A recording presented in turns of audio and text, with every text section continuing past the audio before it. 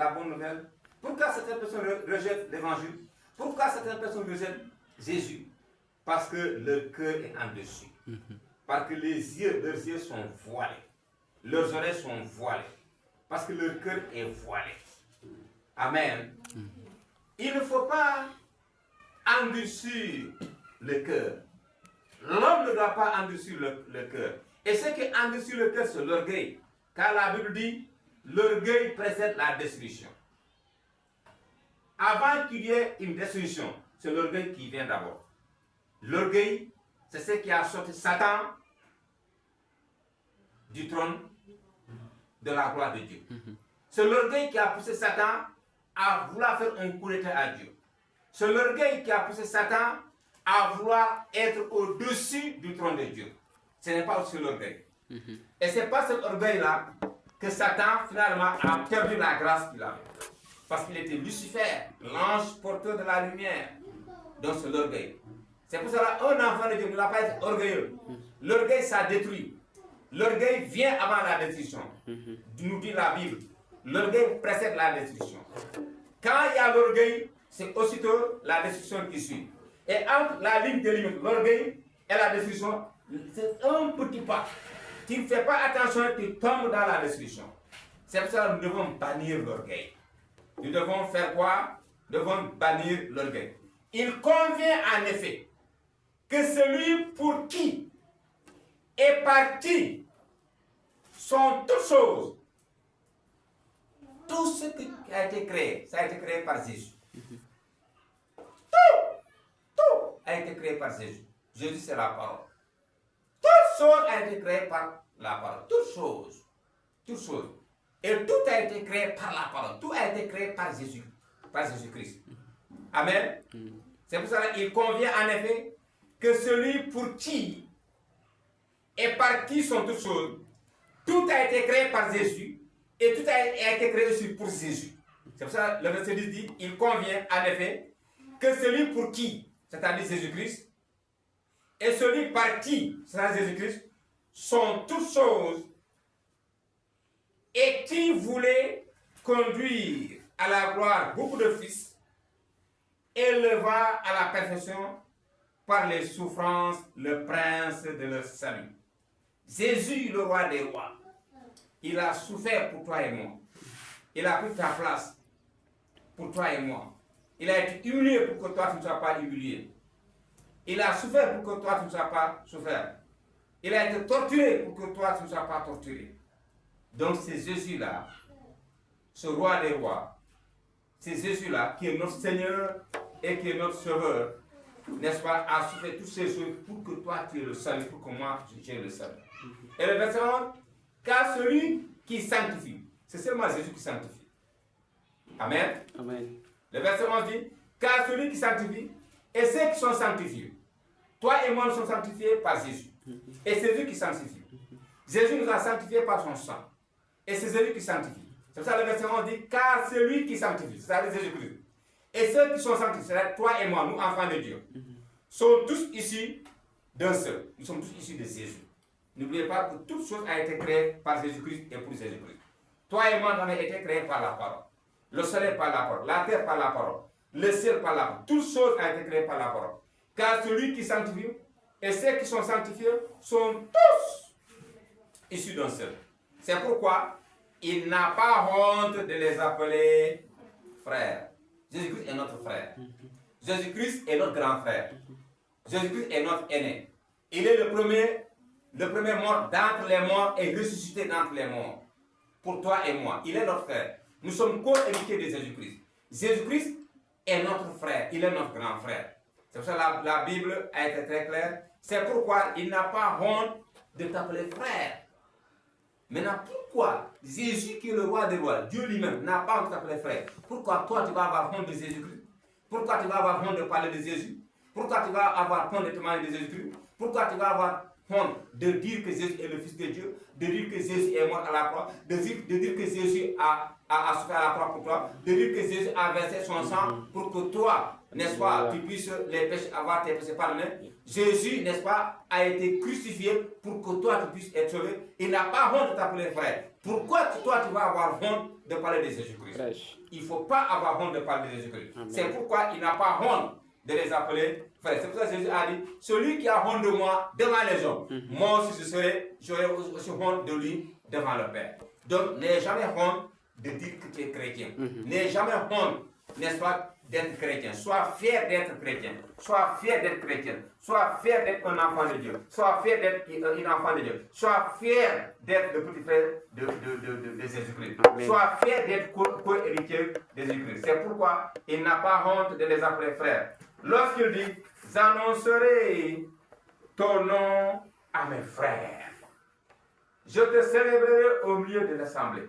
Pourquoi tu vas avoir honte de louer Jésus dans l'assemblée, pendant le culte? Pourquoi tu vas avoir honte de danser pour Jésus? Pourquoi tu vas avoir honte d'acclamer Jésus? Pourquoi tu vas avoir honte de sauter pour Jésus? Pourquoi tu vas avoir honte d'adorer Jésus-Christ? Pourquoi tu vas avoir honte de proclamer le nom de Jésus-Christ? Pourquoi? Alors, il est écrit, j'annoncerai ton nom à mes frères, je te célébrerai au milieu de l'assemblée. Et encore le verset 13, je me confierai en toi. Et encore, me voici, moi et les enfants que l'Éternel m'a donnés. Moi et les enfants que Dieu m'a donnés. Ainsi donc, puisque les enfants participent au sang et à la chair, il y a également participé lui-même. Parce que nous sommes des êtres humains. Nous avons une chair, nous avons un sang. Dieu a accepté aussi de venir vivre parmi nous en étant un être humain comme toi et moi. D'avoir une chair comme toi, d'avoir le sang dans son corps pour toi. Mais à l'intérieur de lui, il y avait pleinement, entièrement, totalement la plénitude divine, c'est-à-dire la plénitude de Dieu. Et ces Jésus-là, il a accepté de venir être en chair et en os, en chair et sang, pour une seule chose. C'est-à-dire, afin que par la mort, par le fait qu'il soit crucifié, il anéantit celui qui a la puissance de la mort, c'est-à-dire Satan. Jésus, quand il a été au tombeau, d'abord il a vaincu la mort et il a arraché les clés de la mort de Satan. C'est pour ça que Satan n'a plus le pouvoir de la mort de pouvoir t'amener dans l'enfer. Quand on parle de la mort ici, Satan ne peut plus, quand tu acceptes Jésus comme Seigneur et Sauveur, Satan ne peut plus t'amener dans l'enfer.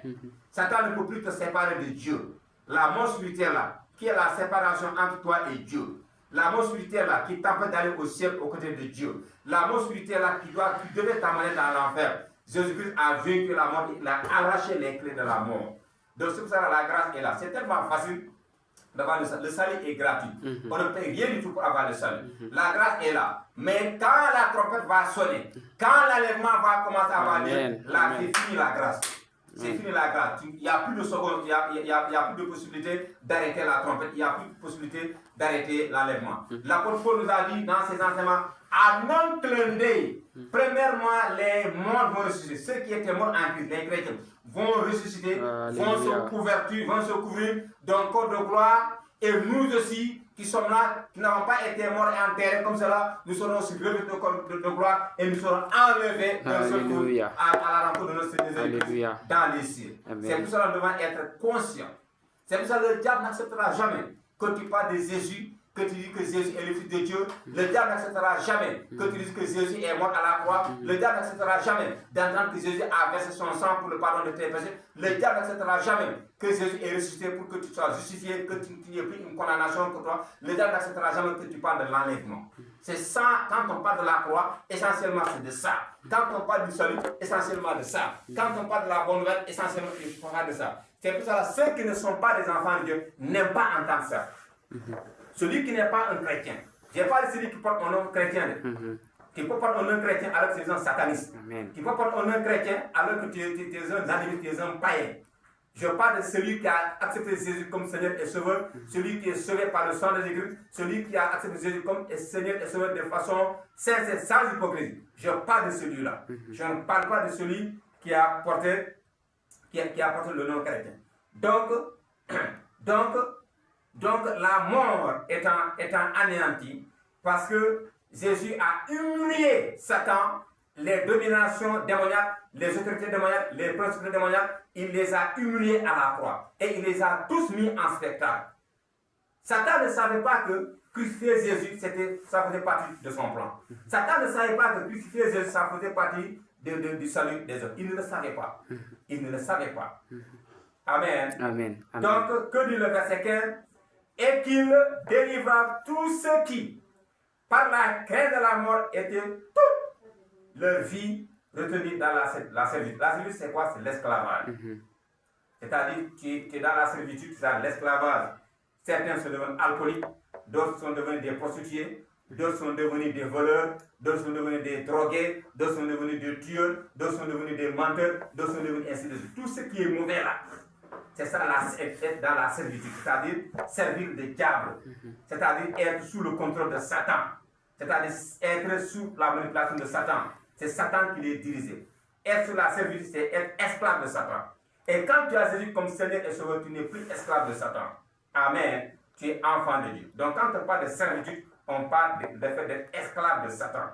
Amen. Amen. Et qu'il délivra tous ceux qui, par la crainte de la mort, étaient toute leur vie retenue dans la servitude. Regardez. Quand tu viens à l'église évangélique, Dieu chante ta vie. Tu étais un ivrogne, tu n'es plus ivrogne. Tu étais un menteur, tu n'es plus un menteur. Tu étais un voleur, tu n'es plus un voleur. Tu étais un prostitué ou bien une prostituée, tu ne l'es plus. Tu étais un vagabond, tu ne l'es plus. Tu étais un voleur, tu ne l'es plus. On va commencer à te dénigrer. On va commencer à te dire, boule dem signi, à franc-maçon la nuit, à sec la nuit. Alors que toi qui parles, ou bien ton mari qui parle, ou bien ta femme qui parle, ou bien ton fils qui parle, soit c'est ton ivrogne, soit c'est ton alcoolique, soit c'est ton drogué, ou bien toi qui parles même, qui est dans le mariage, tu t'es prostitué dans le mariage, tu vas avoir des enfants dehors. C'est ça que nous vivons aujourd'hui. Ceux qui critiquent les évangéliques, ceux qui critiquent les chrétiens, c'est des gens qui sont dans l'impudicité, dans l'adultère, dans la fornication, qui sont dans tout ce que Dieu n'aime pas. Mais quand tu viens, tu as une vie rangée, on te perturbe. Tu es alcoolique, tu n'es plus alcoolique. Tu passais la nuit dans les cabarets, dans les bars de nuit, tu ne le fais plus. On commence à te critiquer. Pendant que tu étais prostitué, pendant que tu étais ivrogne, tu tombais dans les calibots, pendant que tu étais dans les bars, personne ne se soucie de toi. Personne ne s'occupe de toi. Personne ne te critique. Mais pendant que tu as tout abandonné, tous ces mauvais ça, on commence à te critiquer, on commence à te dire, ne va pas, c'est tel, ne va pas, c'est tel. Et c'est lui là,